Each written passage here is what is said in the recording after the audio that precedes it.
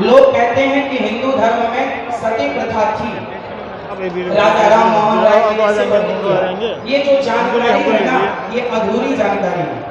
हमारे देश में, हमारे वेदों में, पुराणों में, ऋषि मुनियों के द्वारा हमारी संस्कृति में कभी भी सती प्रथा नहीं थी। यदि थी तो वह किस रूप में थी, वो समझने की जरूरत है। हमारे यहाँ ऐसा नहीं था कि पति मर गया तो उसे जबरदस्ती चिता में डाल दिया जाए, ऐसा नहीं था। ऐसा था कि पांडु जी की मृत्यु हुई तो माता मातृ उनके इच्छा से कि मैं अब जाऊंगी, और अपनी स्वेच्छा से उन्होंने सती होना स्वीकार किया। जबकि माता कुंती ने कहा कि 5 बच्चे हैं, मातृ माँ ने कहा कि आप इनका ख्याल रखो, तो माता कुंती अपनी इच्छा से रह गई और माता मातृ अपनी इच्छा से चली गई। यदि हमारे देश में सती प्रथा थी तो दशरथ जी के चले जाने पर माता कौशल्या सती क्यों नहीं हो गई?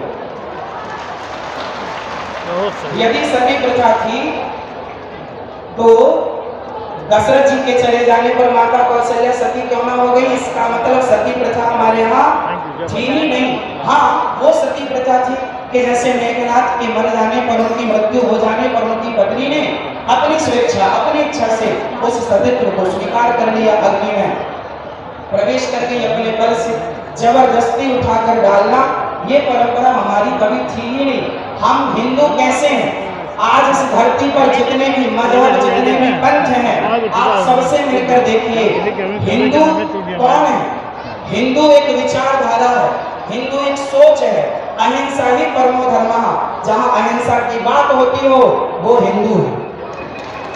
जो पूरी दुनिया में घूम कर देखिएगा, कोई धर्म के नाम पर जीव हत्या कर रहा है, बकरे काट रहा है, कोई धर्म के नाम पर सुअर काट रहा है, कोई कुछ खा रहा है, कोई कुछ खा रहा है। भैया हमारे सनातन धर्म में बकरा बकरी खाने से त्योहार नहीं होता, हमारे यहाँ तो 56 भोग लगते हैं ठाकुर जी।